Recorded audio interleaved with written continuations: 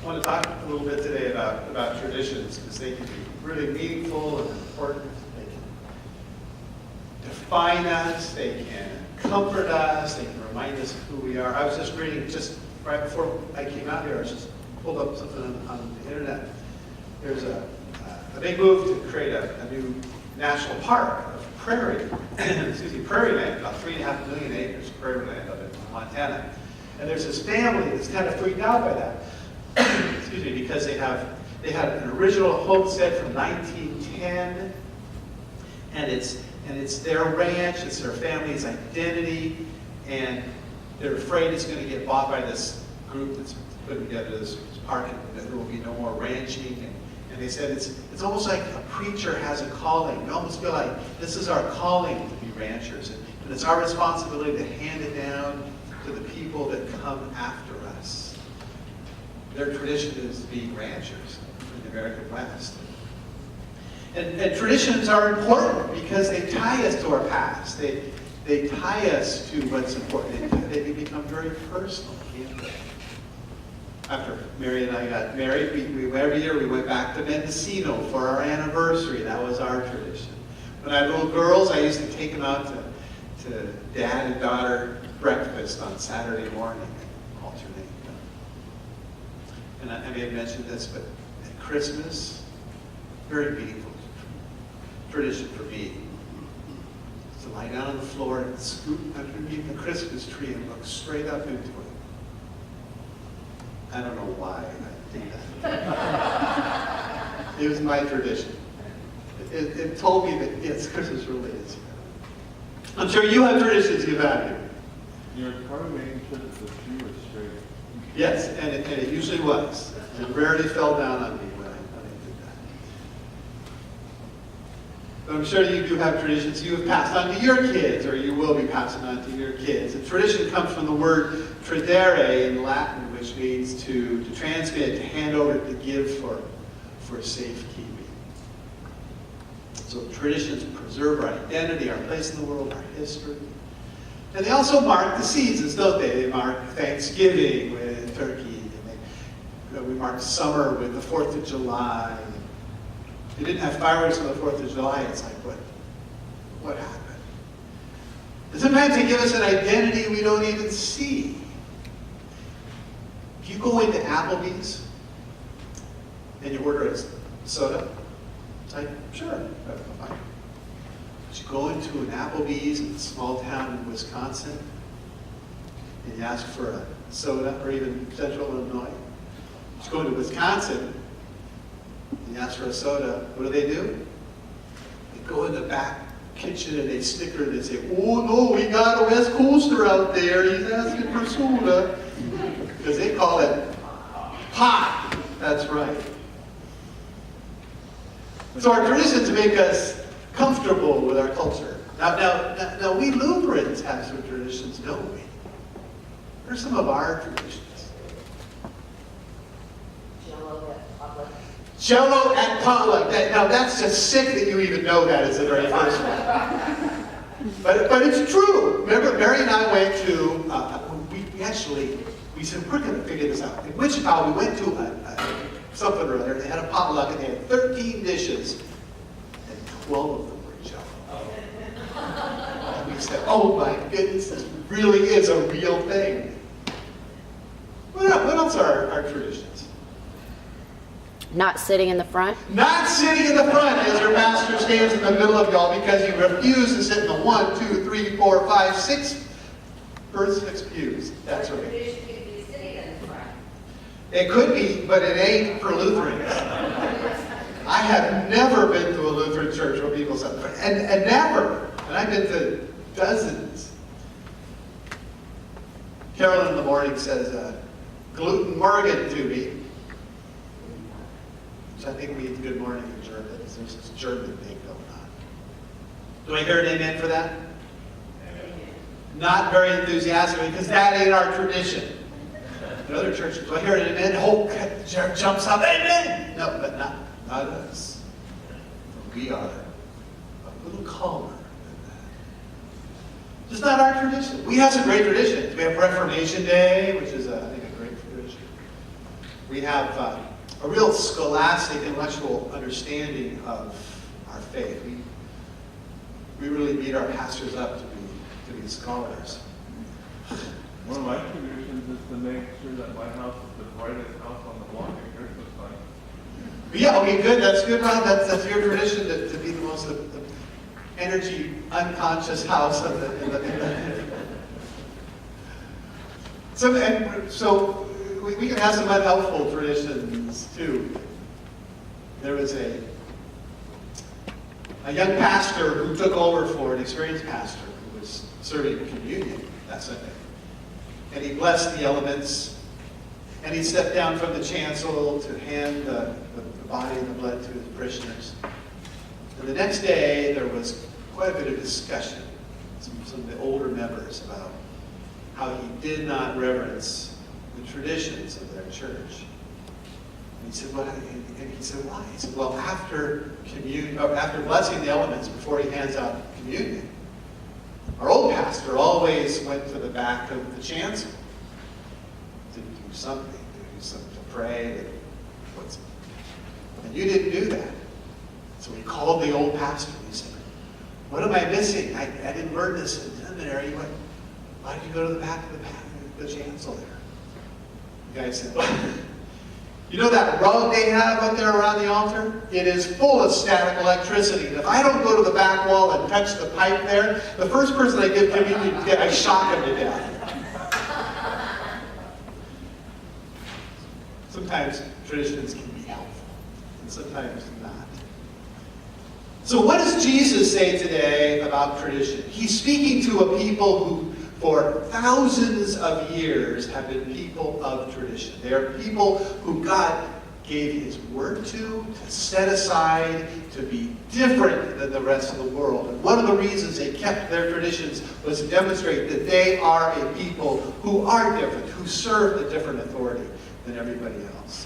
These people were given the words of God. They were given the commandments, the very words that structured how the world works. And what they did was to make sure they didn't mess them up.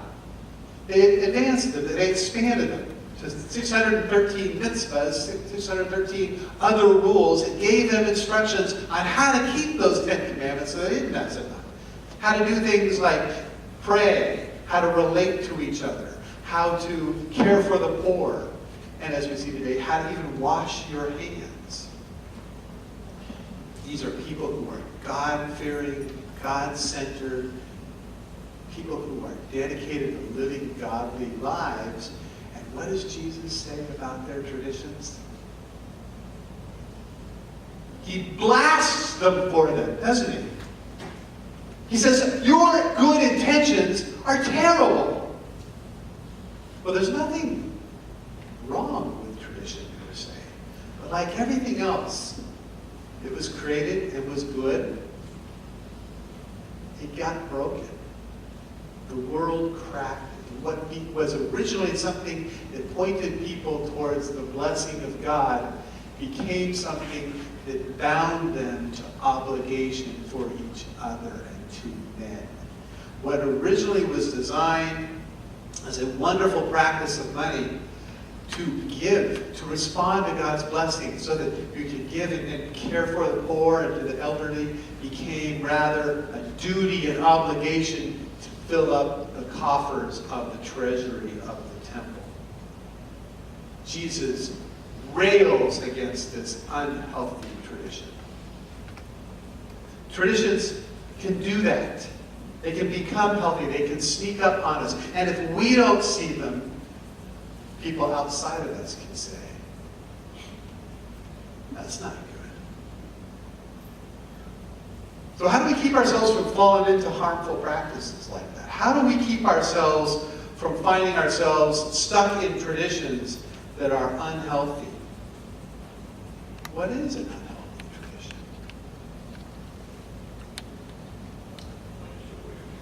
What's that? One that points you away from God. One that points us away from God. Spoken by a guy who was here for the first service, right? Did you? That's right, you left for the first I know service. that there's some people out there that mistake tradition and habit. Yeah, tradition, that's a good point, Rob. There are people who, because habits can become tradition because I've just always done it that way. I never really thought about that. Yeah. But to Ken's point, traditions that point us away from God, we got to be careful. Paul says, pray continually. He says, pray so that you are constantly always connected to Christ.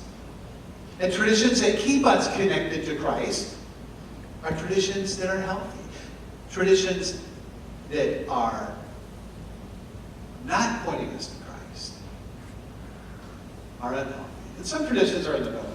You know, where our tradition of going camping in the lake, neither here nor there. The traditions that diminish our connection with Christ, that divide us from each other, that focus on us serving ourselves for our own reason, those are traditions we got to be careful of.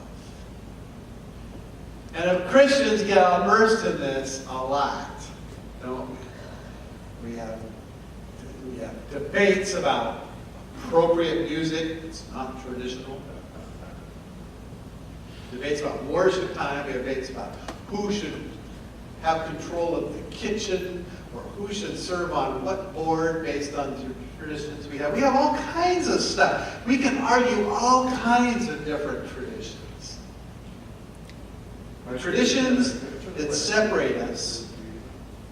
What's that? I said my tradition of the Christmas lights because of Jesus gathering the house pretty for his birthday. Okay, that's we'll let you have that one. But traditions that divide us, traditions that separate us, traditions that lead us away from the care of God, from the love of Christ, especially when they're done in His name. Jesus hates those traditions. Now we're Lutherans, and we are people that have a long history of traditions. You know, there was this Reformation thing, right? And the whole world blew up, and everybody said, that church. And a lot of protesters, a lot of Protestants said, that's it, we're throwing it all away. No more stained glass windows, no more alps on our path, no more chanting, no more musical instruments, no more, everything else is corrupt, we're throwing it all away inside. The Lutherans said, wait a minute, there's some stuff we should throw away. There's some teachings that are a real problem. But there's a lot of stuff that we need to hang on to. Because those traditions are traditions that God instituted to bless us. And we don't want to miss traditions that God has to care for us. God had a tradition of spending time with His people. We saw it begin in the Garden of Eden when He went out in the cool of the evening and walked with them. And we continue that tradition of His presence with us when we celebrate communion. He's really here.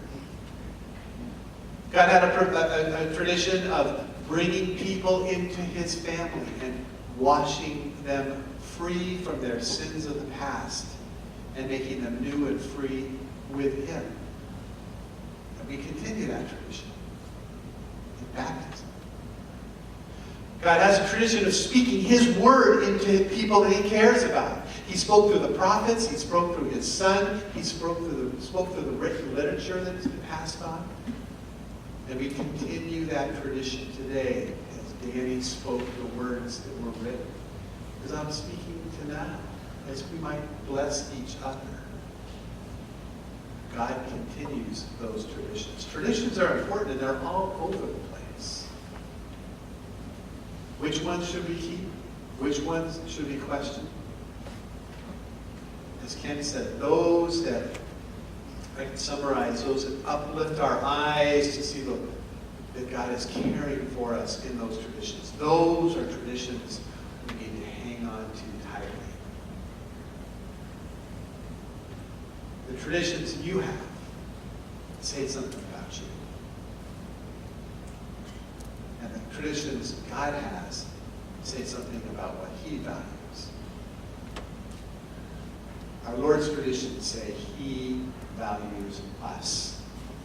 He values relationship with us. May those traditions always be, Bless you. bless you. May those traditions always be in the forefront of your time. May you never let those traditions fall to the side. In Jesus' name.